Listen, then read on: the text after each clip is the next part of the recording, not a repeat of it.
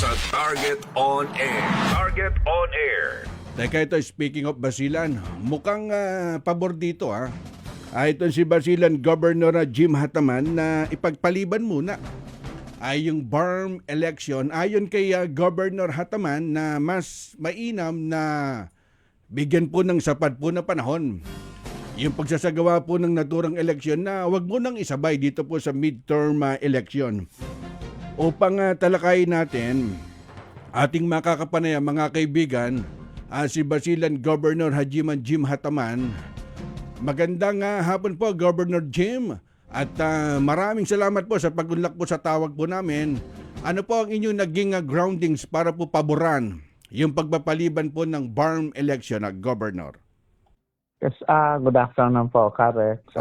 Yung gusto ko lang i-emphasize, hindi lang po yung Basilan, kundi apat na governors po kami. Yung Basilan, Tawi-Tawi, yung Governor Sali, ang Lanao Sur, ang Governor Adjong, at saka Maguindanao Norte, Governor Macacua. May position paper po kami regarding that, yung resetting ng election. So, in favor po kami doon sa bill ng postponement. And in fact, may suggestion kami at that time na gawing 1 year yung resetting ng yung schedule, yung rescheduling ng election.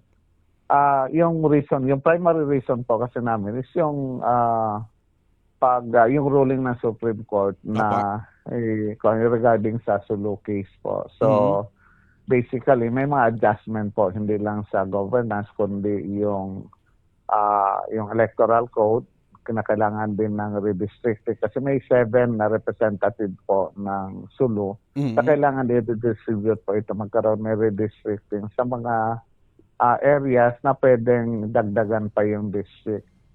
Tapo, at sa inyo pong palagay, Gob, ano po yung mga aspect na dapat i-consider bago magsimula po ang eleksyon, Gob? Well, ang isa po dyan, yung redistricting ng area. Second is yung mga services po. Kasi sa totoo lang, may mga services na binibigay yung BARM na hindi devolve sa Sulu. Natingin ko maapektuhan din na kailangan i-consider. Second is yung mga sa part po ng BARM din na kailangan ma-adjust din. Kasi di naman pwede agad-agad i-cut yan na dahil wala na yung Sulu sa BARM, i-alis na rin yung mga services. Pero definitely, siyempre, para yung justice, yung walang i-justice sa other provinces na kailangan din naman ng tulong dahil siyempre hindi na part ng BARM yung Sulu, paano ilipat din yung mga services na makatulong sa other provinces mo. So hindi ito overnight hindi pwede overnight lang ito na gagawin. Diba? Kung mapagbibigyan naman po, gaano po katagal ang nais ninyong maibigay na paghandas para po dun sa BARM election, Governor? Yung sulot po namin, yung 4 na governors, kahit actually kay Presidente, sumulat kami sa Senate at saka Lower House, 1 year po yung suggestion namin. At nung nakaraan po, nagkaroon po ng madugong engkwentro dyan po sa barangay Lower po ng Kabengbeng, Basilan sa pagitan po ng militar at saka po ng militanteng grupo. Isa rin po ba ito sa dahilan kung bakit pabor din po kayo na iurong muna yung botohan? Ang isang kwan siguro dyan, ang magkahiwalay, but pwede rin i-connect po sa situation na yung talagang yung vulnerability ng peace process, dapat din na pangalagaan at tingnan kung paano talaga ma-sustain yung peace. Pangalawa is yung kwan naman yung nangyari sa Basilan, based sa investigation po, ang unang na-enkwentro naman nila, hindi talaga yung MILF, kundi nagka-accidentehan na lang po doon sa process ng ano. But then, ang gusto kong i-emphasize, yung volatility ng situation, kung paano natin i-sustain, pangalagaan yung peace process. Dapat i-consider lahat, i-consider yung aspect, pati yung election. Ang first election ng BARM kasi, first ito ng yung first election and at the same time, yung pag-democratize talaga ng pag-create ng BARM para at least pa-ensure na maging credible lahat yung activity dito. So, para at least hindi ma-question o kung ano man yung mangyayari na hindi magkaroon ng negative implication if ever Opo. na merong processes doon sa local election ngayon, yung which is yung May, Mhm. mabigyan talaga ng distinct identity yung election ng BARM Opo. para at least ko yung credibility niya as an institution, lalong-lalo na binabantayan po ito ng international communities, Opo. binabantayan ng lahat. Mhm. So mas maganda rin para makatulong sa yung sa sustainability, makatulong sa national government, at makatulong din po yung kung paano yung impress at ano yung level ng implementation ng peace process sa BARM area. Opo, at pakilarawan nga po ngayong kamusta po ang peace and order diyan sa Basilan, Governor? Well, tinanong na po ako niyan. Sinabi ko sa kanila na hindi nagkataon lang na may away kasi bibihira yung away na po. Kaya napalaki yung issue. Pero yung away na nangyari nung last month, hindi na po ito yung away na kagaya dati. Kasi dati, Karex, alam mo Opo. naman, pag nag-away sa Basilan, pag mag-away yan, minsan isang linggo, minsan isang buwan. Mhm. At grabe yung yung evacuation. Ngayon po, oras lang na contain naman natin.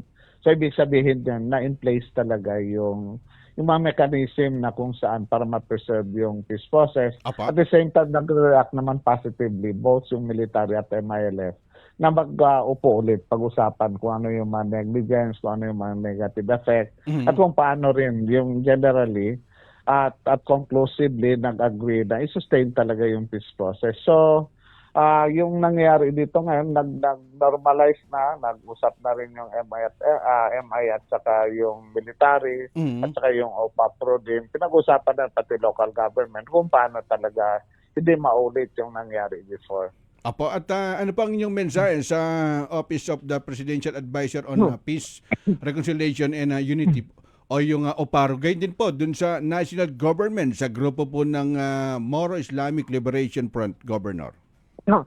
Well, sinabi ko na din dito, yung parang wake up ko sa aming lahat, lalong-lalo na sa involved yung mga stakeholders ng peace process, na talagang andon yung vulnerability, yung sensitivity, tapos talagang hindi hindi maging complacent doon sa processes kung paano talaga at least ma-develop further o ma-level up kung ano yung level ng peace process na yun. At eventually, kung mag-exit man doon sa engagement ng peace process, masabi natin yung qualitatively na ma-ensure yung sustainable peace sa Bangsamoro homeland o yung BARM areas. So, wake up call ito sa OPAPRO, sa national government, sa MILF, yung local government, lahat po ng constituent ng BARM na dapat yung peace process at saka yung peace dapat i-own ng lahat. Hindi lang parang pag may mangyari, i-accuse yung bawat isa, hanapin sino may kasalanan. Kundi dapat collectively mag-reflect, collectively i-own. Kung may mga mali, huwag nang itago. Apo. Sabihin talaga agad para at least yung insurance, yung quality ng peace na gusto natin at alam naman natin yung implication nito pag mag-away sa BARM, maapektuhan din ng lahat ng buong Pilipinas. So, hopefully lahat, hindi lang yung constituent ng BARM, hindi lang national government, kundi lahat. At pakiusap ko rin, pag may mga nangyayari na ganito, hindi agad-agad i-conclude na gawing negative lahat, kundi dapat tignan at magkaroon ng lahat na yung lahat ng kaisipan na i-contribute na kung paano talaga makatulong na masustain yung peace process. Apo, at paano nakakasurvive ang Sulu Province dahil hindi na sila bahagi ng BARM? Well, ang hirap sagutin. But definitely may mga adjustment yan. Pangalawa, ang issue kasi dito, Kares, is yung historically, hindi talaga dapat sana na maalis yung Sulu sa BARM. Dahil sa part ito ng history ng Bangsamoro. In fact, nag-emanate yung MNLF struggle para sa right to self-determination ng Bangsamoro. Nag-start po yan sa Sulu nung MNLF before. So yung kung ano yung produkto ngayon, BARM man yan, yung ARM, part ng processes yan, part ng realization ng national government, part din yan ng pag-correct natin ng but then di ba talaga pwedeng i-negate yung history. Mhm. So, ang pan lang talaga rito is hindi natin maiwasan. Kailangan natin i-respect yung batas, i-respect yung wisdom ng Supreme Court. Pero ang pan ko dito is aside from yung adjustment, ng effect ng ruling, is kailangan din i-consider yung history ng Bangsamoro at ang Sulu, yung role niya sa BARM, sa struggle ng Bangsamoro. Apa. But then, kahit na sabihin natin ayaw natin o yung mga effect na mali o yung effect na may kailangan adjustment, kailangan natin mag-adapt. So, ang suggestion ko is yung from yung BARM, intindihin yung process, yung transition, the same manner yung national government, tignan na agad yung effect para hindi naman maging kawawa yung constituent ng Sulu, lalong-lalo na sa mga social services po. Apo, at panghuli lang po, Governor, kayo, paano niyo po iniinganyo yung mga local and foreign tourists na bisitahin yung mga nakatagong sektor ng turismo dyan sa Basilan? Well, ang isa po, kuha naman po yan, built-in na program po ng provincial government, yung iba't ibang LGUs, na ipakita at ipaalam. But then, ang reality kasi, Karex, minsan dahil sa history, yung stigma na talagang yung biases, yung identity, ito yung pinakamahirap na part na kung paano i-redefine yung impression ng iba't ibang lugar. Lalo na yung Basilan, hindi lang ito dahil sa MNLF, hindi lang MILF, at alam natin lahat yung naging problema sa Abu Sayyaf doon. So, sa amin, lahat, every time na may bibisita, every time may mga opportunities, sabi namin talaga na worth it i-consider, dapat talaga tumulong yung tagalabas na pagkaroon ng positive impression. Tama pa. Doon sa BARM area, particularly sa Basilan. Kasi the more na i-isolate natin, di more tatagal yung recovery.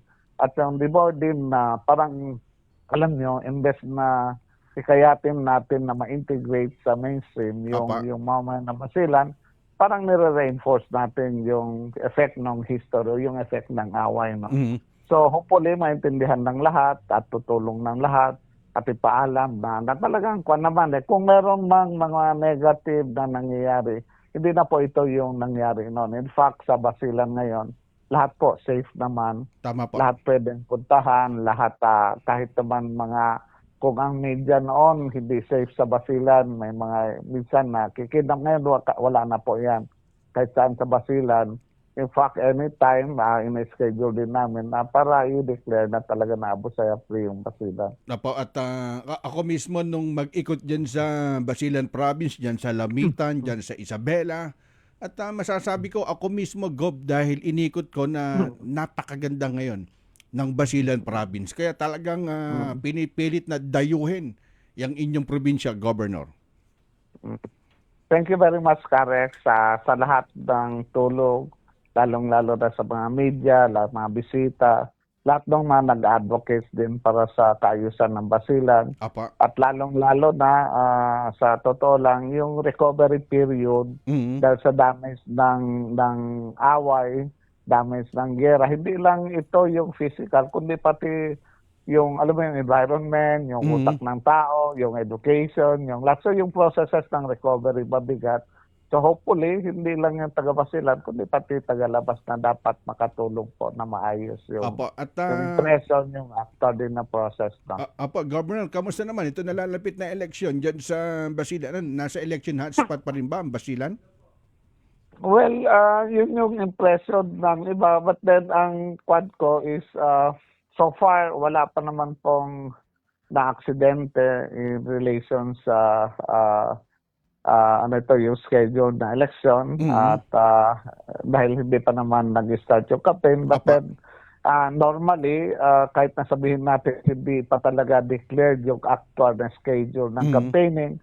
But in some yung activities, makikita mo yung environment ng election. But so far, normal naman po yung nangyari dito sa Basilan ngayon. At maraming salamat po, Governor Hajiman Jim Hataman Salipan. Gob, salamat po sa pagkakataon.